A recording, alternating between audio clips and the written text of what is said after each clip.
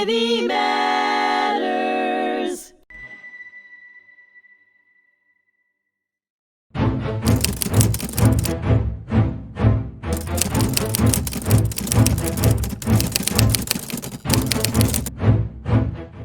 My name is Liam Carballal, and this is History Repeats. Joining me once again is Richard Acritelli. Richard, how was your summer? It's good. It was busy. Worked a lot. Did some teaching, a little bit of writing. We've been here a number of times, which is always a good thing. Like you, I've been away for a little bit, so it's always good to come back, and it's always good to drive down that long road and see the house that we're at, the big home, and the museum and everything. So it really is good to be back here. So. And back into the rhythm of things. Richard, last week was the 24th anniversary of the September 11th attacks, and I was hoping we could talk a little bit about 9/11, Osama bin Laden, how we got there, and how we got here from there. So Osama bin Laden, do you know a lot about his background? A little bit. Bin Laden kind of made his bones a little bit in terms of the war in Afghanistan. Fighting against the Soviets, fighting in Afghanistan itself. There, he comes from construction. Construction. Rich, Saudi royal family. They build up the kingdom itself there. So, and there's a lot of them. There's a lot of Bin Ladens. So I guess that's maybe. I'm not sure how common the name is, but there's a lot in that family. So he's got that background of fighting that holy war against the Soviets. And their invasion of Afghanistan. They're there for about 8 or 9 years. And then, Afghanistan to the Soviets was like Vietnam to us. That was our way back at the Soviet Union, okay, in terms of, just bleeding them in Afghanistan and giving, the Afghanis, the freedom fighters at that point, I guess, if you want to call it that, everything that they needed, and, as the Cold War heated up in other areas of the world, it was certainly very hot in Afghanistan. You know what I mean? In that there was a lot of armaments going in there. It was proxy war. The proxy war itself, where we could bleed the Soviets, where we can kind of make them pay for a little bit in terms of their support for the North Vietnamese along with the Chinese during the war, where it was like a quagmire. If you remember in Vietnam, there wasn't really a way in, there wasn't really a way out. We were just stuck in the middle. And that was the same thing for the Soviets in the mid-1980s. They were in there, but there was really no foreseeable way out. Almost like today with the Russians in Ukraine, right? They got themselves in there. They're knee deep. There's just really no end in sight for them, or no end that they want to see. For the Soviets, that end in sight was, communism coming to an end. You can't feed your own people, right? Milk, bread, eggs, butter, steak, basic stuff. Okay, you can't fight for global communism. It's not happening, and that's not happening against the most powerful country in the world in terms of us. And Reagan had a little bit of an axe to grind, right? That was really his last time running for president, 2-term president. He's going to kick in the structure of communism, and Charlie Wilson. Yeah, Charlie Wilson's war, and it was the feeling like, all right, we have the Soviets here, and we're about to kick in the structure of communism. So you look at Afghanistan. They always call Afghanistan like the graveyard of empires. Because it's such a tough area of the world. Those people are still fighting with AK-47s that are 30, 40, 50 years old. It's one of those things where they're going to fight a war of attrition. And they said that to us during the war on terror.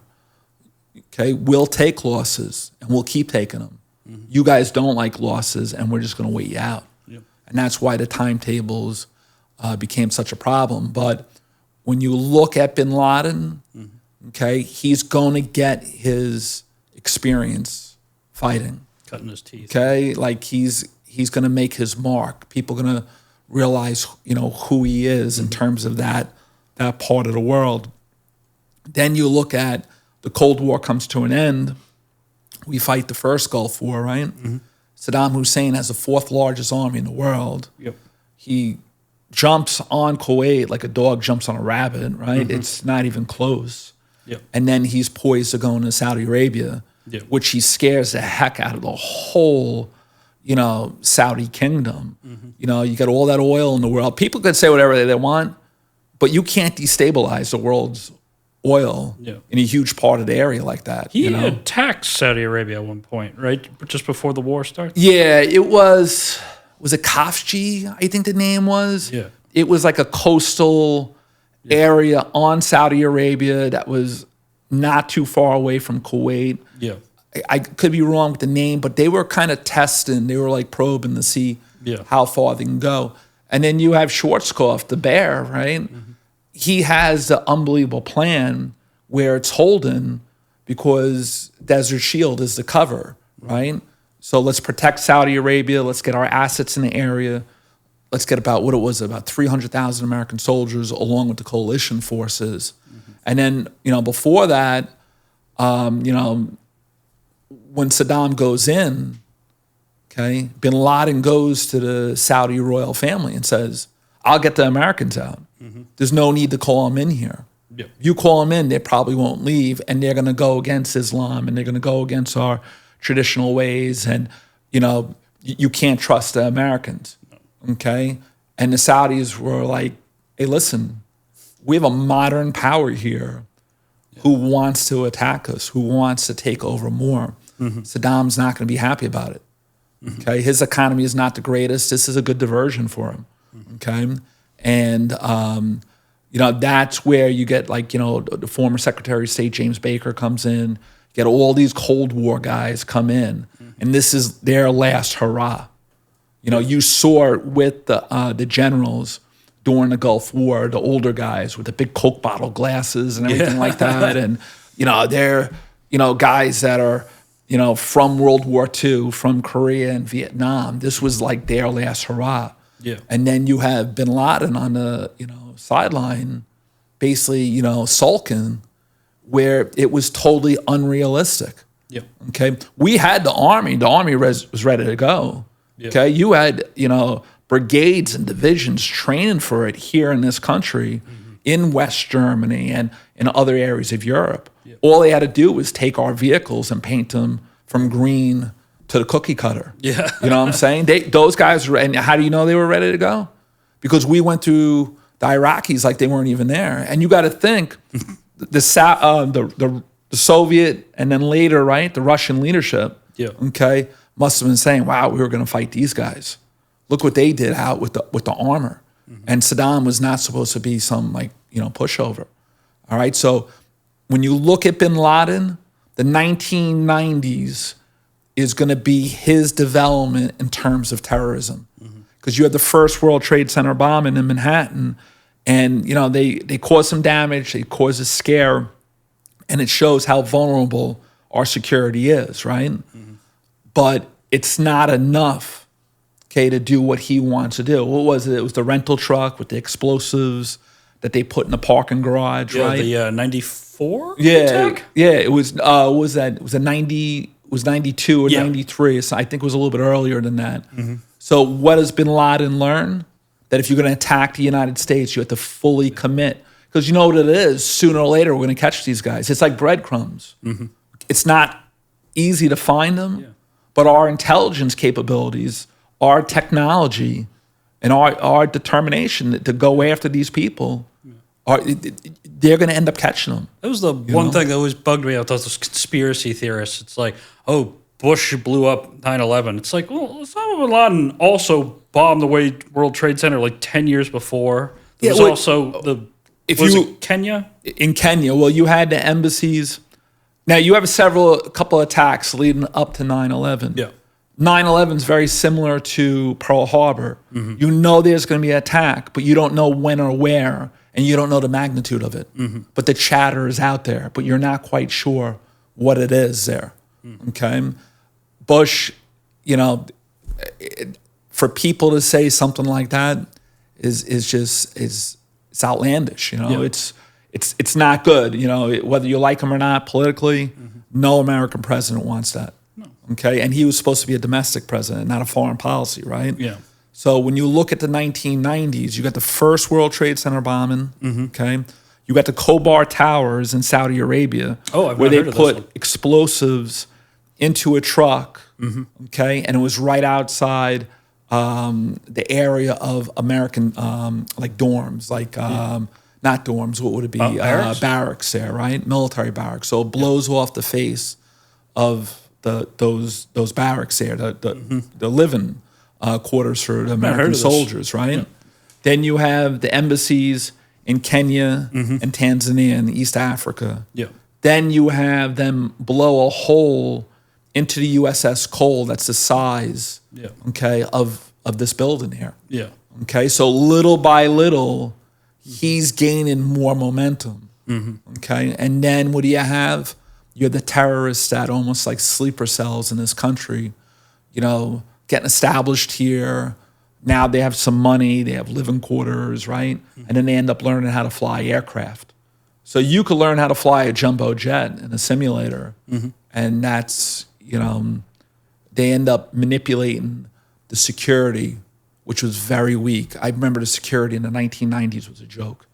You know, if you were running late for the plane, they let you run around, okay? And it was an old metal detector, you know, that it wasn't doing much. So they looked at the security. They knew what they can carry. They knew that they could kind of almost, you know, bring in as a cover, right? And it was just a very bad time for us there. We got caught with our pants down, and I think contextually too, because before that there were lots of plane hijackings, but they would take hostages. They wouldn't, and then go to a foreign country, like you go to Libya or Cuba or Uganda, right? With the Israelis back in the 1970s. But to think that anybody would ever use fully loaded passengers and fueled jumbo jets that were supposed to go across the country from where? New York, Newark, Boston, right? Those flights. And that they could turn them back and use them as a weapon against mostly civilian targets is something else. I mean, the Pentagon is one of the largest military structures in the world, but it's just, you know, even to this day, people have a hard time with it. And I think, you know, that the younger generations really have to learn about 9/11, especially for around here, right? Long Island, New York, New Jersey, Connecticut, you know, other areas of the country. They know it was bad and it's sad and everything else, but they didn't really see the smoke every day. And you think about from where we are here in Glen Cove, there's parts where you could see the smoke from the city. You know, you're driving on the Long Island Expressway to the Parkway. It was tough. It was a tough time. I remember going to school the next day, and there's just being like this brown haze just settled over the school, which I thought, which is, in hindsight, those might have been people. So, well, it's I started teaching at that point, and I remember I was sharing my room with a teacher who was a New York City teacher. So he had a couple of years on me. And he kept walking up and down the room, the hallway, and I barely knew him. And I said, his name was John. I go, John, is everything all right? They just flew a plane into the World Trade Center. So nobody knew quite what it was. So you'd think an accident, right? And then we were in the library, Hicksville High School library. And then they flew a second plane in. And right away, Governor Pataki called up the entire military. So I run down to the principal. I say to the principal, I'm like 25, 26 years old. I say, listen, I'm in the Air National Guard. I'm out in West Hampton Beach. I have to leave. I got to go. Be careful, you know. So I lived in Cornham at the time, and you could hear the fighter planes coming overhead. Now that Air Force Base where those fighter planes were from were most likely Otis Air Force Base out in Cape Cod. I was out at that base doing some active duty time. Probably 3 weeks before that. So this is how America has changed. You can go on that Air Force base at that time, and it was the F-15 fighter planes. And you can go almost anywhere on the base and nobody was going to say anything to you. If you went in the F-15 area, you have your ID, okay, park in this area and so on. But it was very lax. 3 weeks after 9/11, okay, around October 1st, 2001, I went back up there, and immediately you saw how history had just changed. You had pillboxes set up, zigzag formation, cement pillars. They take a magnet and put it a mirror and put it under the truck. They want to know what the vehicle weight was, how much you were carrying, if you left the vehicle. They were not messing around. It was something. And I remember there was a guy in the 106. He was joking around. They were shipping out. They were flying out of MacArthur, and it was right around this time. And it was just crazy that this guy, and he was a sergeant, that he would do something so dumb. He was getting his tickets. He had his military gear, and the lady at the ticket counter said, "Are you carrying anything serious?" It's like it's like a package. You have any glass? Do you have any liquids? You have this. They're asking, "Do you have anything serious?" And he said something along the lines, "Oh, just my M16s in there." So they made him dump all his stuff along with all the other guys. I think that speaks to how much things changed. That he did not think that was a problem. No, and they basically, the plane took off without him. So he's lucky he didn't get kicked out of the service for that. But that's how different. And then I remember driving home and looking west, and you're seeing all the unmarked cars, the police cars, people speeding. You know, how many police officers, firemen, government workers were off for the day, or they're going in a later shift, you know. So it really changed, you know. It did, you know. I was about 10 years old at the time, and I remember it very clearly. My principal came into the room, Mrs. Connolly, and she sat everyone down, and she said 2 planes had crashed into the Twin Towers. And I then saw my teacher start to cry, which is not a thing I ever saw again or before.